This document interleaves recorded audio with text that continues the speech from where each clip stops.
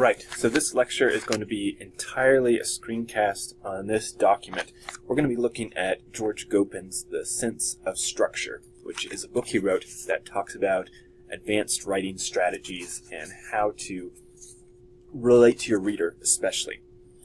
Gopin argues that word choice only accounts for about 15% of meaning, while structures account for 85%. And this makes a big difference whether a concept is presented as a noun, verb, adjective, or adverb, less what word you choose, although of course that is important. So this is a matter of kind of learning the conventions, and you can know when to flout them, and then so you learn these rules, and then again you can break them when you need to, but they are effective rules, and I am calling them rules. Let's look at this quote, which you can see in front of you, because this kind of sets up Gopin's argument. He says, "It is through structural placements, much more than through word choices, that readers discover whose story in a sentence or clause is to be, what's going on, how it connects backward to what has been going on, how it leans forward in anticipation of what will be going on, and which materials are to be considered the most important, the ones that made the sentence worth composing in the first place." So this is kind of his comprehensive statement of everything that he's trying to discuss. So I've kind of distilled his information into a few rules. This certainly doesn't cover everything, but I think some of these will resonate with you and you'll find them helpful. So let's look at the first rule. In order to make it clear to a reader what is going on in a sentence, make the action or actions into verbs. Now, that may seem very simple, but it's not always easy to do. One way you can do this is by avoiding the verb to be. So am, is, are, was, were, be, been, being. These are the forms of the verb to be. The thing is, we tend to rely on that verb to say things, and there's usually a stronger way of saying it, and usually a more precise way of saying it. But that's not the only problem that he's talking about here. Let me go ahead and show you the example so that you can see exactly what I mean by this rule. Compare these two statements. What would be the student reaction accorded the imposition of such a requirement? No idea what they're talking about. Versus, how would the students react to such a requirement? So you can see that term reaction in the first sentence. Not a bad word, but what's being discussed in the sentence is not the reaction, but the verb of reacting. Similarly, we have that term requirement, but this one is kept because the action of the sentence is not about the requirement. It's about students reacting.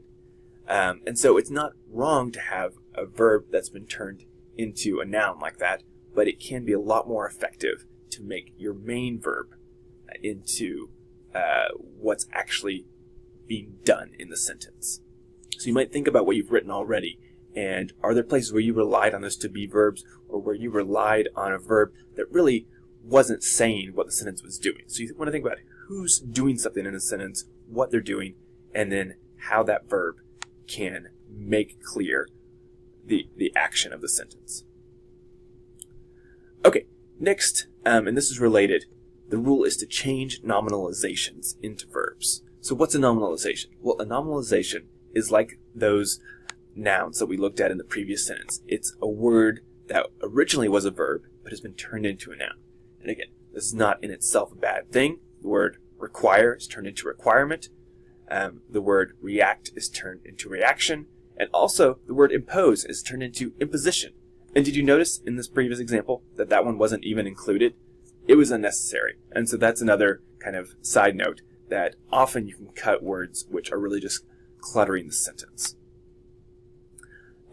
Now, you should be listening to this before you've written the major sections of the recommendation report, but a lot of these ideas also fit after you're done with it, and so you might take some notes on them, and then remember to skim through your document and make changes based on these rules. And I'm happy to send you this document if you'd like to see it.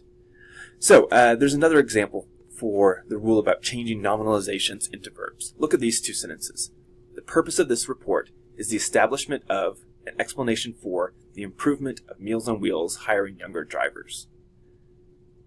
Pretty clunky, hard to know what's going on, and that's because of those two terms, establishment of and explanation for. And I made it a little worse by adding those prepositions, which Word doesn't think are correct. But what's really happening in the sentence is establishing and explaining. So look at the revision. The purpose of this report is to establish and to explain how Meals on Wheels can improve by hiring younger drivers. It should sound a lot more clear to you. And this example is one that actually relates to the kind of sentences that you'll be writing in the recommendation report. That purpose sentence is, of course, very important.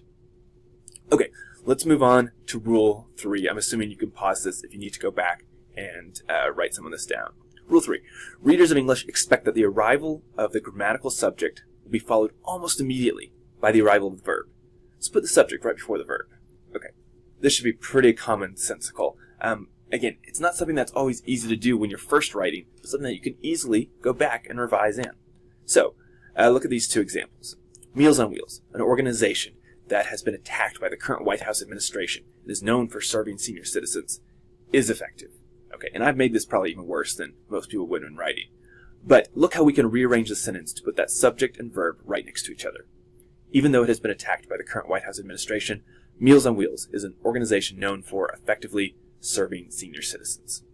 Now, notice I'm not using my earlier rule about getting rid of those verbs like am, is, are, was, were in order to use stronger verbs. Sometimes you have to use those. And in fact, in a report, you have to use a lot of them.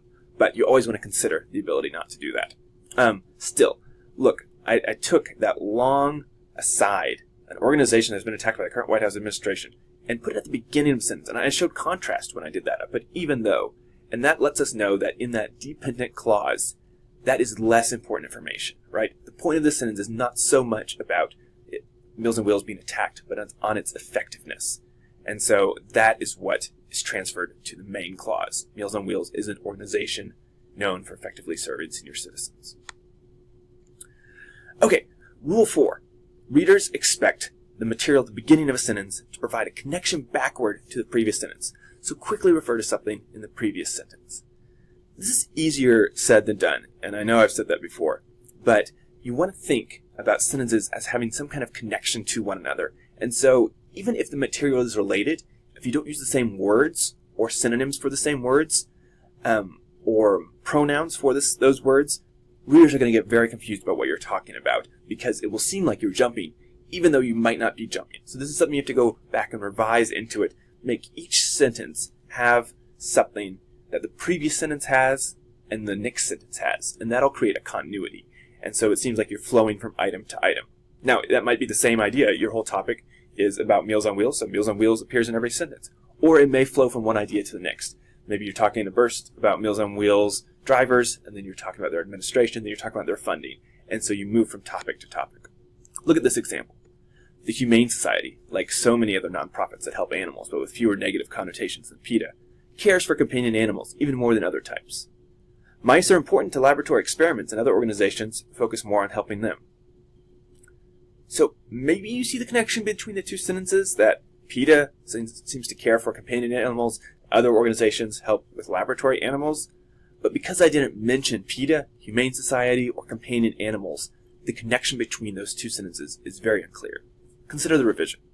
The Humane Society, like so many other nonprofits that help animals but with fewer negative connotations than PETA, cares for companion animals even more than other types. That focus allows them to be an advocate for cats and dogs. Now, I've changed the material here, and I'm fully aware of that. In fact, you have to change the material to make it more clear.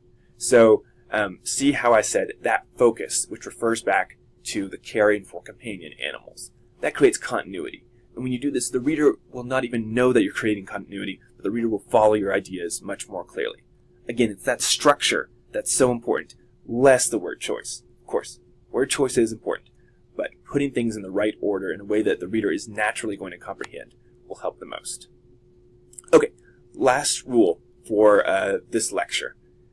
The most important information should go at the end of a sentence, unless it's the subject.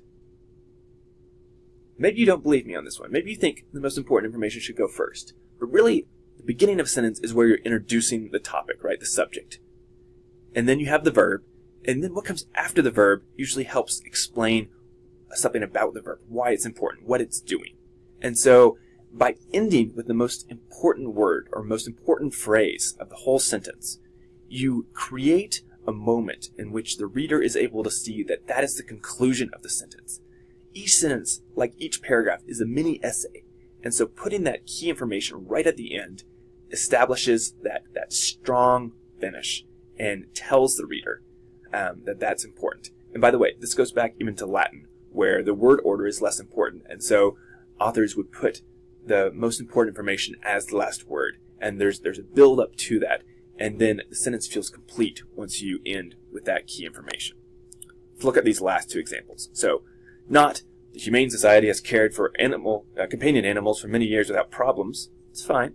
But this, for many years and without problems, the Humane Society has cared for companion animals. Companion animals are what matter here, right? They're what's being cared for, so of course they're the most important idea. For many years without problems. Yes, it's important, but it helps establish the context.